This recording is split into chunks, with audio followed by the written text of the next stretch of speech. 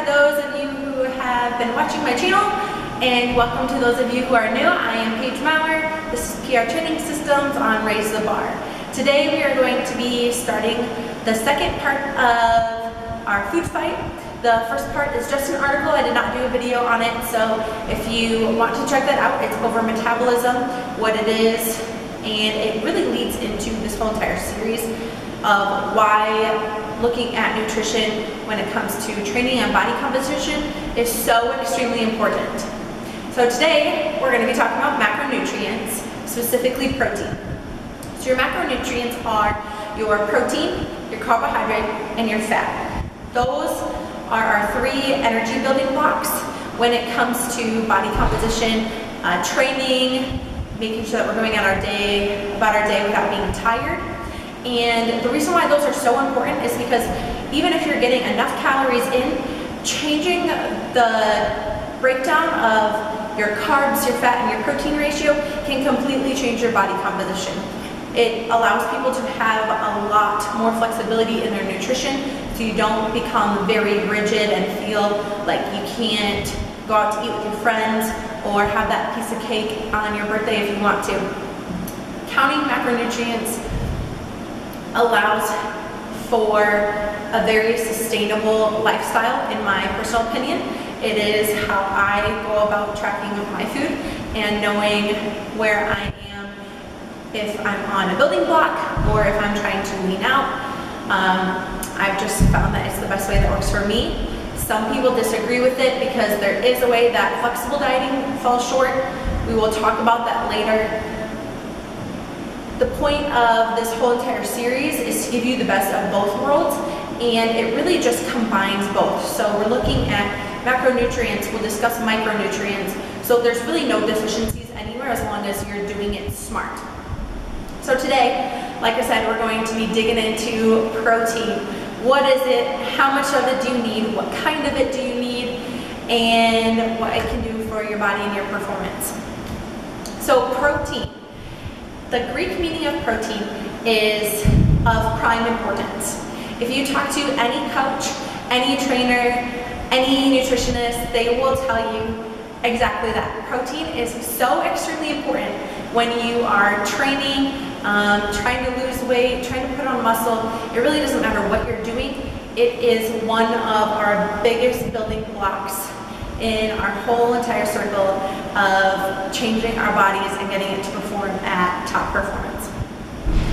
So protein is a long nitrogen containing compound comprised of these things called amino acids. We have 20 amino acids in our body. 9 of them are essential at birth, and then as we move into adulthood, it becomes 8. That you're working out and you're getting big muscles, what you're actually doing is breaking down that tissue. And protein consumption helps go in and rebuild it stronger as long as you're in a surplus of protein. So that leads into how much protein do we need. If you are somebody that's just walking around on the street and you're wanting to look after your nutrition, but you're not necessarily concerned about getting to the gym and training, you're not doing a whole lot more than just your day-to-day life, 0.4 to 0.5 grams per kilogram is recommended for you for your daily intake of protein.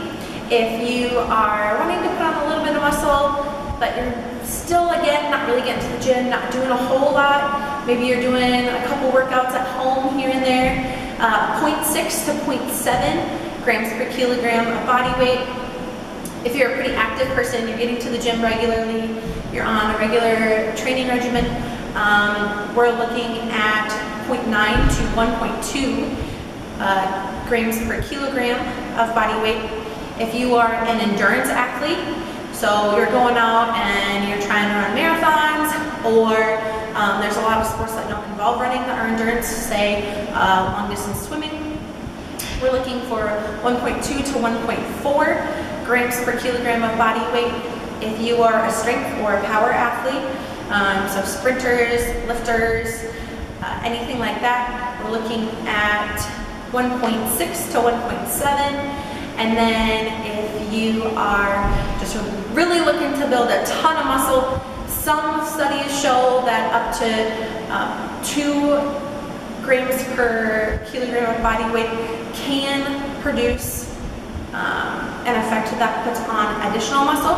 However, there's not a lot of research done on that. But there are a few articles out there that say that if you're looking for max muscle and you really want to get huge and get on stage and look like really big Olympians, go ahead and take your body weight in kilos times 2, and that is what we're doing for protein intake. That leads into our next part. We are going to look at what kinds of protein should you be getting in your diet, because there are different kinds. And when you walk around, it's kind of confusing to look at labels and be like, what's this kind? I don't know what it is. Okay, so what kind of protein should you be ingesting? The first and probably the biggest one we're going to talk about is whey protein. Whey protein contains all 9 essential amino acids, or your branched chain amino acids, and it contains about 25% more than any other kind of protein. It is high in leucine, isoleucine, and valine. And the awesome thing about this is that it doesn't need to be metabolized in the liver first, compared to a lot of other type of proteins. So the types of whey protein that there are is you have your hydro. This is whey protein that's already broken down into your amino acids. You have your iso, which is your pure form with your lactose removed. And then you have your whey concentrate, which is your most common form of whey protein. And it used to be high in lactose, but now they've fortified it so it's not. So you've eliminated a lot of your sugars. The second type is casein. Casein is high in glutamine. A lot of people don't use casein. It can cause a lot of gastrointestinal issues. It is lower concentrated in branched chain amino acids. However, one of the big positives of why people do use it is because it is slower to digest, which means that you are sustaining protein synthesis for a lot longer time. So a lot of athletes will take this before bed, so that way during that fast, throughout the night while you're sleeping, they're slowing down that protein breakdown, or hitting protein synthesis. The third one that we're going to talk about is soy protein. It is very rich in your branched chain amino acids, or your essential amino acids. It does not contain lactose at all. However, the one downside is it is lower in the amino acid methionine. It has been fortified to include quite a bit more methionine, but it's not quite where your other ones are at. And so soy protein is a plant protein. It does contain plant hormones, which can lead to an increase in the estrogenic effect. So this is looking at decreasing testosterone, which when we get into building muscle isn't beneficial.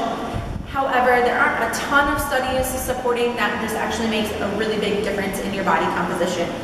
So because it doesn't have lactose, it's very rich in branched chain amino acids, this is a great one for vegetarians or vegans to consume. Okay, so why do we want protein? Why do we want these different kinds of protein? So we are constantly in a state of protein synthesis and what's called protein degradation, so the breakdown. And we're in just kind of this little wave in between meals.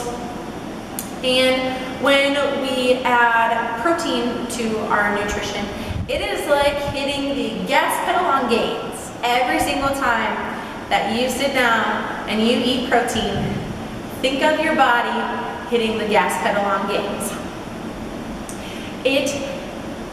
Without protein, we are in a constant catabolic state, unless we're eating. So if you're fasting, you are in a catabolic state, which means that you are not putting on muscle.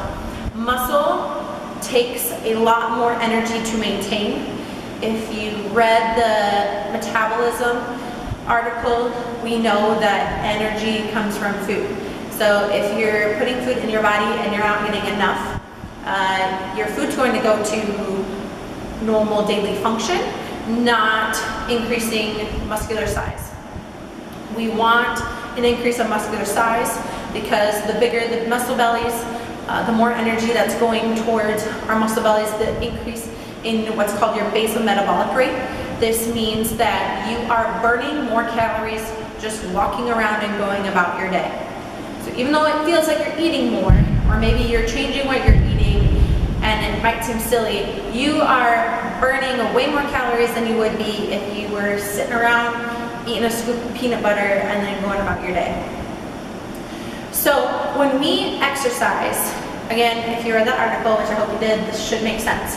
So when you exercise, your body is releasing this thing called ATP, and that is where we get our energy from.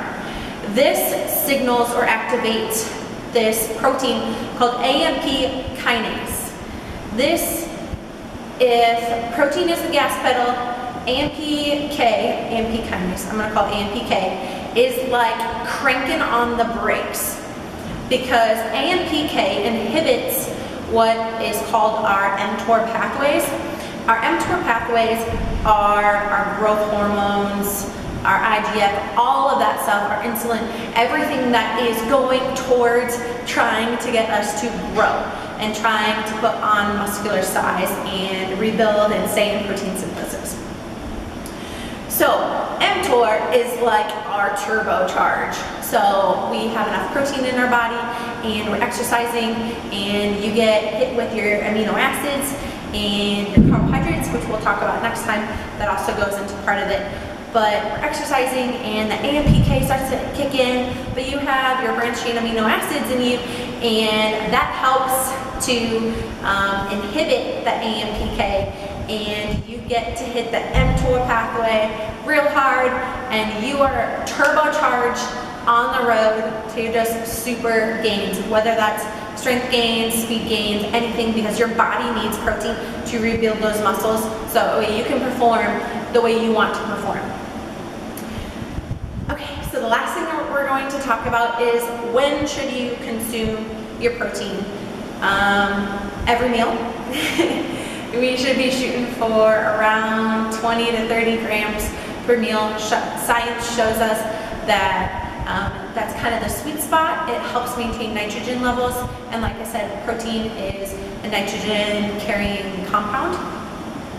Around our workouts, however, there's a lot of confusion on when you should be consuming protein.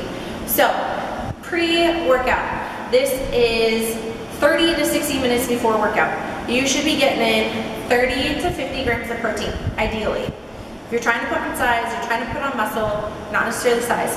If you're trying to put on lean muscle tissue, and for guys or even girls, that means you want to get bigger muscles, and for people who aren't looking to get, you know, that big bulky size, but you still want to look lean and tight, it applies to both of you. So please listen, and when I say put on size, don't freak out and think that I mean that we're making you huge and big. So peri-workout, which means during your workout. During your workout, we are looking for 10 to 20 grams of branched chain amino acids. So if you see somebody carrying around a container and it's bright green or bright blue, I have no idea why nutrition companies decided that they need to make them very vibrant colors to make it look like we're drinking Kool-Aid. Who knows? But if you see somebody walking around with that, more than likely they are sipping on branched chain amino acids. They are trying to inhibit that AMPK, and they are cranking on that mTOR and getting everything out of their workouts that they can. And then post-workout. So this, you have a 2-hour window. So don't think that if you can't run home and immediately slam a shake that you're screwed. You're not. You have about a 2-hour window to get your post-workout nutrition in. Again, we're looking for 30 to 50 grams of protein. Ideally, I like to see people go and get a protein shake in and eat a meal. You're getting that protein in your gut really fast. We're shuttling nutrients to our muscles and really helping with rebuilding that damage that we just caused during our workout. And as well, getting in your meal, so hopefully you're getting in your carbohydrates, your protein. And again, just setting yourself up for success so that way we can raise that basal metabolic rate, we can look lean, we can look jacked, we can perform at our best capabilities. Our next video will be on carbohydrates. If this video helped you, like it, share it, subscribe to my channel. If you have any questions, let me know, and I will either personally direct message you or I will make an article on it. There will be an article attached to this video on prtrainingsystems.com going a little bit more in depth to everything that I talked about and laying everything out a little bit more. So if you are more of the type of person that likes to read to learn, there is that as well. And there will also be links to all of my resources on that. So that way if you're interested in the nerdy side and you want to read or check out some research articles, everything that I'm telling you is backed by science, and that is the point of this. I want you guys to learn what they're not teaching us in school. Unless you're a nutrition major or a dietetics major. I know when I was going through my program, we briefly touched on this stuff, and this is stuff that everybody needs to be understanding, because this is how you optimize your capability of your body. You train and you fuel it properly. So I hope that this cleared up a little bit of confusion on protein, what kind of protein you should be consuming. Again, protein comes from sources of food. Supplementation should be supplementation. You should not rely on a protein shake for every single time that you sit down to consume protein. Make sure that you're getting your food as your fuel. Have a great day, guys.